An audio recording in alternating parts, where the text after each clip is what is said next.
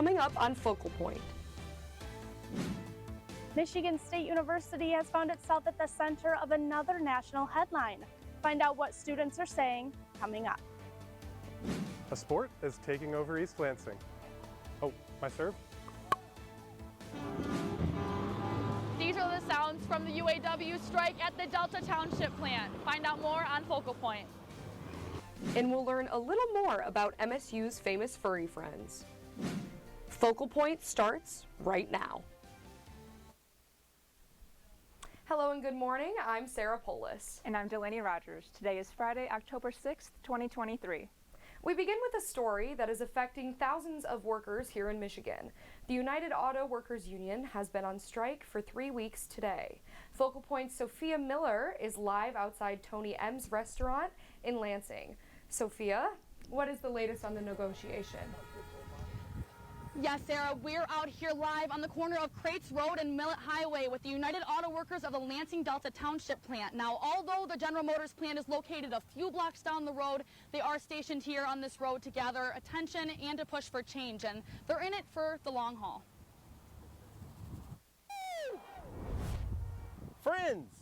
Yeah, that's my buddy. And Thank you. family. It's our family. Union strong. Well, that means we stand up and stick together.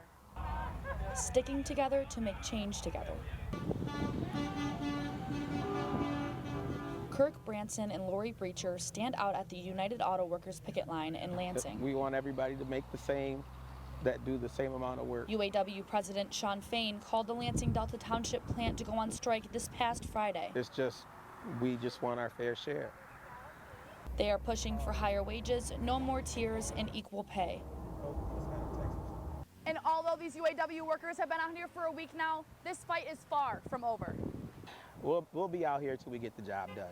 Bottom line, till we get something fair, till we get the tier systems down. The Lansing Distribution Center and the Lansing Delta plant are on strike here in mid-Michigan. Yeah! The Flint plant with 6,000 workers is not on strike yet. UAW President Sean Fain will be going live today at 2 p.m. to make an announcement on Facebook. As you can hear, there's a lot of support out here from the cars and surrounding community. And live in Lansing, I'm Sophia Miller, Focal Point News. Now we'll send it over to Michigan State's campus, where Focal Point's Mackenzie Decker is reporting on the reactions from Michigan State students regarding the situation around former head coach Mel Tucker. A Big Ten university, a college with endless opportunities. But recently, it's a school that's found itself at the center of yet another difficult situation. Freshman Kayla Rowlands and senior Francesca Laub study here most Monday mornings. Working through science homework, upcoming due dates, incoming emails, and the recent news surrounding their university. It's definitely pretty disturbing. It's disappointing. Francesca is disappointed in the situations that have put MSU in the national spotlight, and not in a good way, beginning when Larry Nassar was convicted on several counts of criminal sexual conduct, followed by a devastating school shooting that left 3 people dead, 5 people injured, and an entire campus stunned. Only 7 months later, news breaks again. I've heard some people say like they're embarrassed to be coming here just with everything that's gone on. Doesn't make me proud to go here all the time. And students may come here to study, but they can't help but also talk about these current events. In this case, the termination of head football coach Mel Tucker. He was a staple of this school, so I think that's why a lot of people are struggling with it. The firing of a prominent head coach is shocking to some. I think a lot of people are really disappointed by what's happened because he seemed like such a great, outstanding and upstanding coach. And has left students questioning. It makes me question if I'm in the right place. Worrying. I think it puts a lot of stress on students. And hoping for a better future.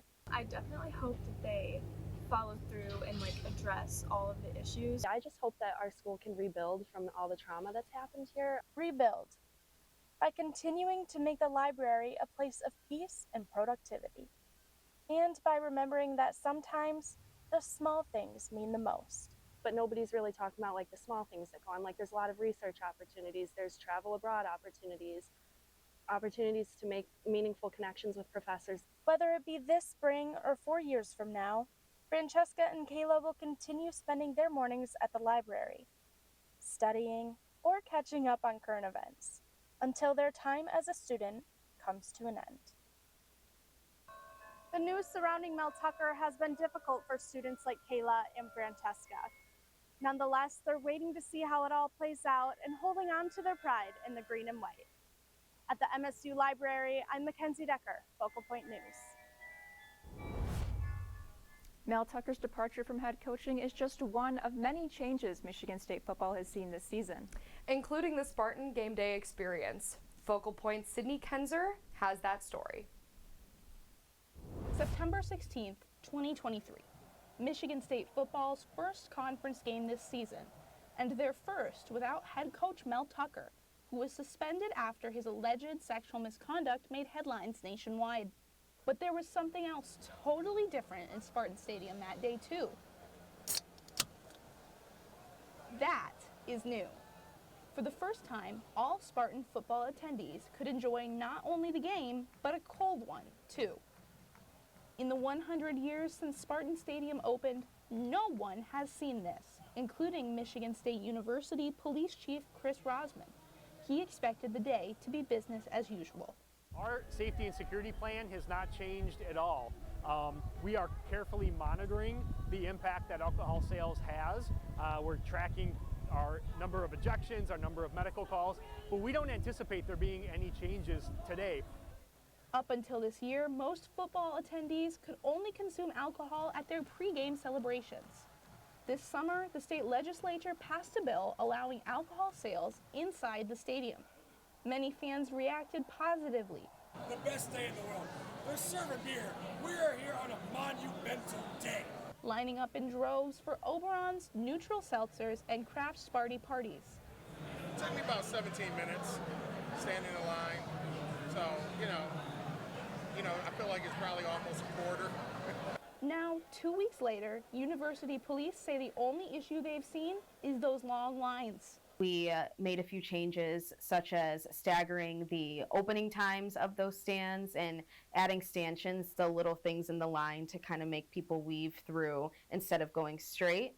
And then in some cases, we moved stands to different locations. So those changes actually helped. But if problems do arise, they're ready to handle them. We are closely monitoring it, and we will adapt and adjust in the future if we need to. Beer at the concession stands will be available until 10 minutes remaining in the third quarter of the remaining home schedule. If you're more of a basketball or hockey fan, don't worry yet that you'll be missing out. The university is considering adding alcohol sales to Breslin Event Center and Mud Ice Arena. Reporting at Spartan Stadium, I'm Sydney Kenzer, Focal Point News. Thanks, Sydney. Coming up on Focal Point, we have sports stories and animal stories. How can we go wrong? Stay right there. Focal Point will be right back. On a college campus, you'd expect a basketball court to be full after class, and you'd expect a tennis court to at least have a net. But the winds of change are blowing, and here at Patriarch Park in East Lansing, another sport has taken over. Something about this sport, it just hooks people. I got it. Pickleball. Oh no! And is popular with college students. We are seeing so many younger people. We're seeing people come over during the day from campus. It's been nice. I mean, look at these courts. The new courts were installed this summer after the community raised enough money to tear out the old Patriarch tennis courts and pave 10 new pickleball ones. There's still one tennis court left, although now it seems to be used as a playpen for kids whose parents have picked up the paddle. It's the most awesome community. We have met like so many. I can't even count them. It's hard to count how many people play together on any given night, and to keep track of who's next, which is where the whiteboard comes in. You just put your names down, hold your paddle, and when they call your name, you're up. And when you're up, you're up. It's cool because you sort of can't stay nameless. Everybody introduces themselves and tap paddles at the end. No matter when you come, you'll hear that popping sound. Oh, nice. And with it, more introductions and more good games. You can come Monday, Tuesday, Wednesday, Thursday, Friday, Saturday, Sunday, morning or night, and there will always be 30 plus people playing. Nice game, you guys. Good game. Excellent. Now there's open play here every day for all levels at Patriarch Park, so whether you're just beginning or already a pro, there's a court for you. And I think that about covers pickleball. For the rest of your Spartan Sports, we're going to throw it over to the Spartan Sports Report desk. Thank you. Yes, a lot of sports to cover this week from the Spartan Sports Report desk. I'm Elisa Luker. And I'm Brendan Bomarito. Michigan State football faced their first road test of the season at Iowa this week. The Spartans came into a blackout and went in a halftime down 10-9 after a 58-yard field goal from Jonathan Kim, the longest kick ever in Kinnick Stadium. Iowa starting quarterback Caden McNamara left the game in the second series with a lower body injury, and Deacon Hill stepped in, finishing 11 for 27 with 115 yards, a touchdown, and an interception. The Hawkeyes and Spartans battled through the second half, but here, Iowa forces the punt from Ryan Eckerly, and it's Cooper DeJean who puts the game away on a 70-yard punt return touchdown. Iowa wins 26-16 and advances to 4-1, while Michigan State falls to 2-3 with a chance to regroup during the bye week. Over to DeMartin now. Sunday saw both men's and women's soccer nationally ranked and hosting Penn State for a doubleheader. First, number 23 ranked women's soccer took on number 4 Penn State, and the Nittany Lions came out swinging. 5 minutes in, Peyton Linehan fires a shot and scores for Penn State. Penn State would go into the half 2-0. The Spartans would control most of the second, capitalizing off the goal from Reagan Cox in the 52nd minute. This would not be enough as Penn State would score a penalty kick in the 79th minute, ending the game 3-1. On the men's side, there was much less net action as the Spartans came in ranked number 13th in the country. Also facing number 25th Penn State, both teams battled hard, but it was the defense that prevailed. Zach Kelly finished with 5 saves, and the hard-fought battle ended in a 0-0 tie. A lot of sports this week and a lot of sports next week. That's all from the SSR desk for now. Back to the studio. It's common for pet owners to show off their animals in shows and contests. And some of those contests can bring in quite unique animals. Robert Douglas has always been a horse guy.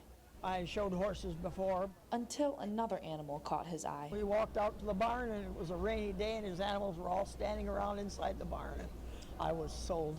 This is what sold him, a 5-foot, curly-haired, long-necked llama. I'd had horses up to that point. Then I decided, okay, llamas. This is Llama Fest. Llama owners from 6 states make the trek to Michigan State's pavilion to simply show their animals and compete for the blue ribbon. Well, I'm hoping they'll place well and I can win. That's what we're here for. But it's not just ribbons that bring them here. More than anything, they love talking to their fellow llama owner. We really create close bonds because we have so much extra steps that we have to take in performance. Megan Fruits owns 20 llamas. They are truly my family. I love it. It's what I love doing. I will always do it.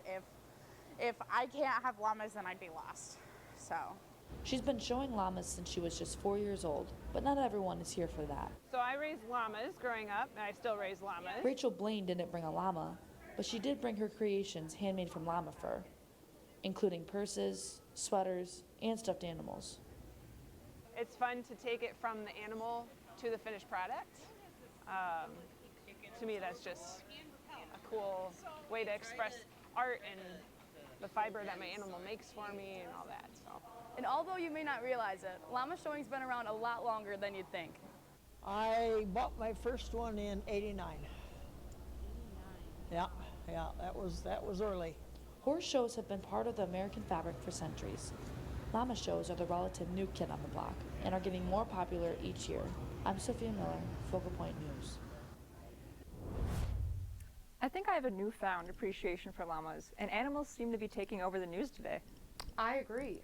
Focal Point's Donovan Scott has taken a special notice in some other furry creatures here on Michigan State's campus. Do you know what I'm talking about, Delaney? I think so, Sarah. Is it?